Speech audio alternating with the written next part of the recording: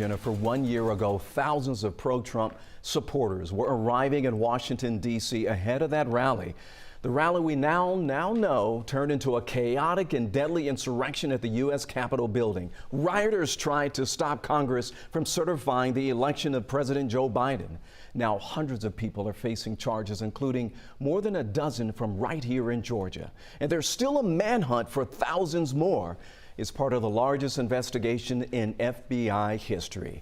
And the U.S. Capitol Police are in the process of overhauling its protocols. The new chief testified on Capitol Hill, saying the attack exposed failures in the building's security.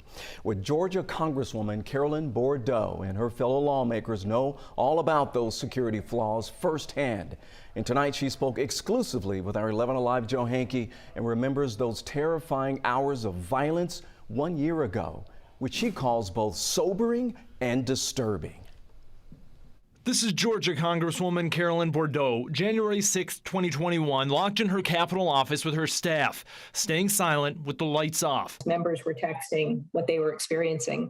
So we were sitting there while people were saying, oh, there's tear gas in the rotunda, shots were fired, all of that. So it was pretty terrifying because you were so close to it. In the moment, Bourdeaux did not know if rioters would come to her door. Thankfully, they never did. Her colleagues trapped in the House gallery, though, not as lucky. That was really rough. They were up there when Ashley Babbitt was shot.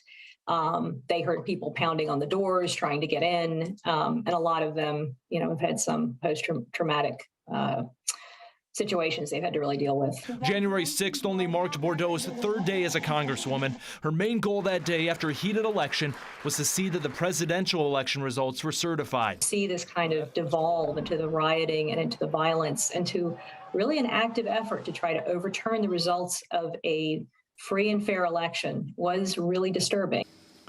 To those who wreaked havoc in our Capitol today, you did not win. Once the attack was over, Bourdeaux and her fellow representatives left their offices and hiding places, walked past the damage, and finished the work they had started hours earlier. It was very important that we certify the election that night and show that we were not going to back down. Reflecting a year later, Bourdeaux hopes January 6th can be used as a lesson to teach how, in a democracy, fair elections must be accepted, and then the country must move forward. I hope that kind of idea will be taught, and that democracy is fragile.